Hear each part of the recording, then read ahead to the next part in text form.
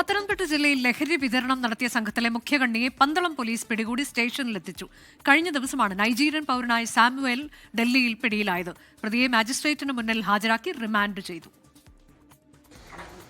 കഴിഞ്ഞ മാസം 15-ാം തീയതി പന്തളത്ത് രണ്ടുപേരെ MDMA-യുമായി പോലീസ് പിടികൂടിയിരുന്നു. ഇവരെ കേന്ദ്രീകരിച്ചു നടത്തിയ അന്വേഷണം ചെന്നെത്തിയത് നൈജീരിയൻ പൗരനിൽ. ജില്ലയിൽ രാസലഹരി എത്തിക്കുന്ന പ്രധാന കണ്ണികളിൽ ഒരാളാണ് ഡൽഹിയിൽ പിടിയിലായ സാമുവൽ. പന്തളം പോലീസ് ഡൽഹിയിലെത്തി സാഹസികമായാണ് പ്രതിയെ പിടികൂടിയത്. കഴിഞ്ഞ ദിവസം ഡൽഹിയിൽ അറസ്റ്റ് ചെയ്ത പ്രതിയെ ഇന്ന് പന്തളം പോലീസ് സ്റ്റേഷനിൽ എത്തിച്ചു. ഈ സോഫാർ ജില്ലയിലെ ഈ ഷാൻ സംനാഥ് എന്നുള്ള രണ്ട് പ്രതികളാണ് നമ്മൾ അറസ്റ്റ് ചെയ്തതാണ്.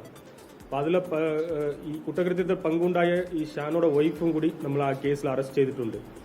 അപ്പോൾ ഇനി ഫർദറായിട്ടുള്ള ഇൻവെസ്റ്റിഗേഷൻ നടക്കുന്നുണ്ട്. വേറെ ആരും പങ്കുണ്ടാണ്ട കാര്യം നമ്മൾ അന്വേഷിക്കും. നൈജീരിയൻ പൗരനുമായി ബന്ധപ്പെട്ട് ജില്ലയിൽ മറ്റാരെങ്കിലും പ്രവർത്തിക്കുന്നുണ്ടോ എന്നടക്കമുള്ള കാര്യങ്ങൾ പോലീസ് അന്വേഷിക്കുന്നുണ്ട്. പന്തളത്ത് MDMA പിടികൂടിയ കേസിൽ ഒരാളുടെ ഭാര്യയെ കൂടി പോലീസ് അറസ്റ്റ് ചെയ്തിരുന്നു. 24 പത്തനംതിട്ട.